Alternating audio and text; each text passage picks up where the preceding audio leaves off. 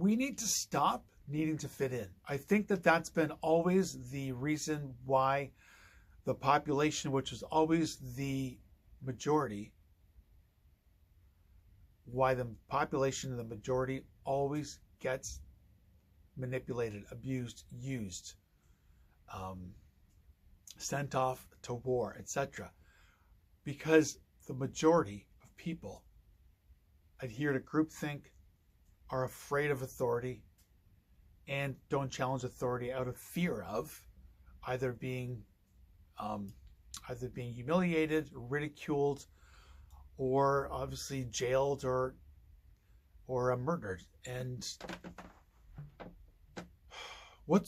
why would you want to continue to live in a society that silences you and that pressures you to serve the elite?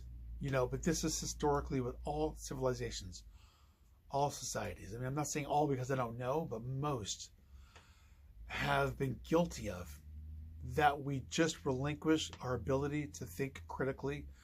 We relinquish our self-love, because at the end of the day, if you have an abundance of self-love, sufficient volume of self-love, that is, you love yourself at the same rate that the universe does, you would resist the pressure to conform, to relinquish your own critical thinking for the sake of groupthink.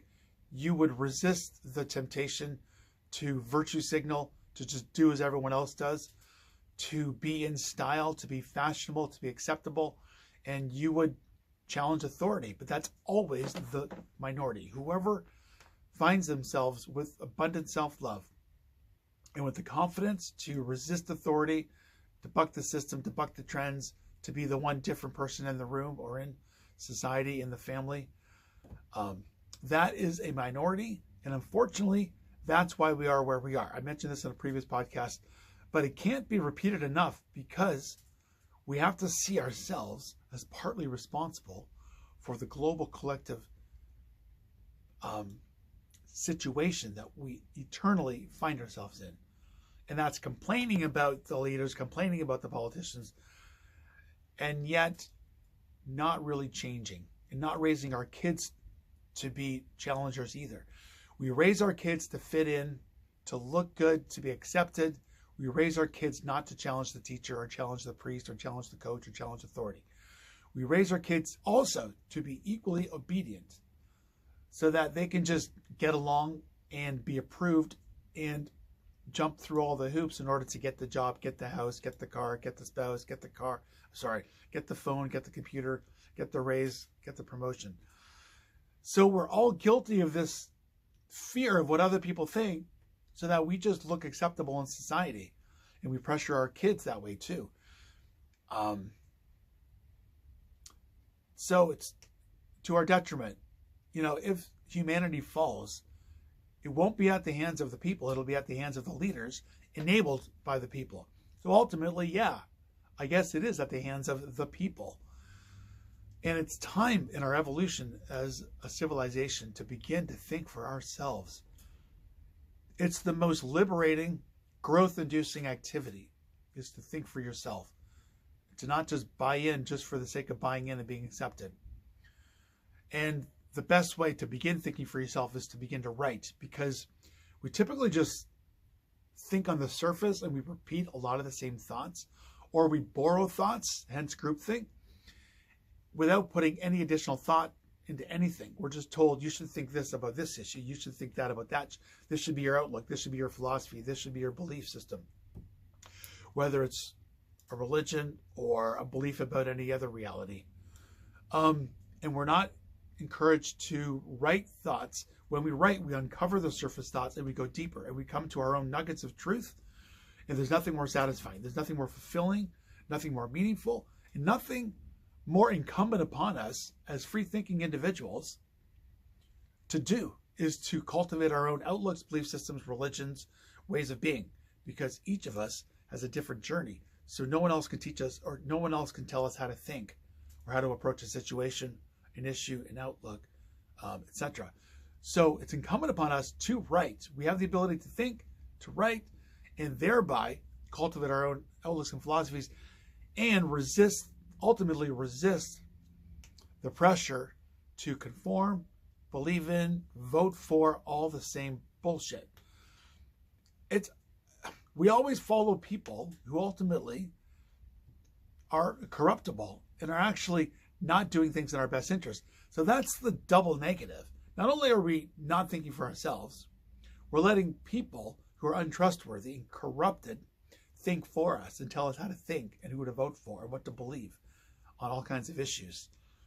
And so we're 2 steps removed from our truest self. Self-love, be yourself. And part of being yourself is thinking for yourself. I mean, ultimately, all of being yourself is thinking for yourself. Not borrowing ideas, cultivating your own outlooks, and thereby thwarting future situations where humanity has to follow a bunch of leaders who don't have our best interests at heart and who are oftentimes leading us into dark places, starting wars, stealing money, misspending money, etc., using us for that sake. But unfortunately, we're in a situation where we don't have the confidence to do it because we were encouraged not to think for ourselves. We were encouraged to believe in the Bible, believe in the textbook, believe in the teacher, believe in previously developed outlooks. And unfortunately, that doesn't always apply. Previous meaning anything that's been borrowed has come before, right? The other thing that's interesting is that we're always being told, never focus on the past, never look back. And yet all of school curriculum, everything that everyone quotes is from the past. Everything was written and figured out yesterday or beyond yesterday. And we're just supposed to adopt all of those findings, conclusions, outlooks, and beliefs for our own in this year, in this present moment, in 2025. So things that were thought of before may or may not apply to today, and not to you specifically in your situation, given all the people in your environment and your challenges, traumas, problems, and faults. You have a unique set of challenges, traumas, problems, and faults that no other belief system applies to. Hence the need to think for yourself, write out your own strategies and solutions to your own set of problems, traumas, challenges, and faults. Because there's a reason why you're faced with those challenges on your journey in your body, with your soul, at this moment, at this time.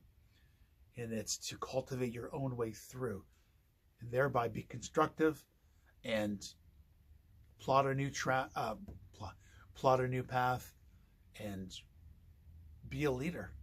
Because ultimately, coming up with your own thoughts, outlook, strategies for your challenges and thereby societal challenges is being a leader. Because if we all continue to follow, we're going to end up where we always have, because history repeats itself. So if we all continue to follow the few people at the top, we're going to end up where we always have, which is where we are right now. And are you happy? Are we in a great place? Thank you. I'll see you in the next podcast.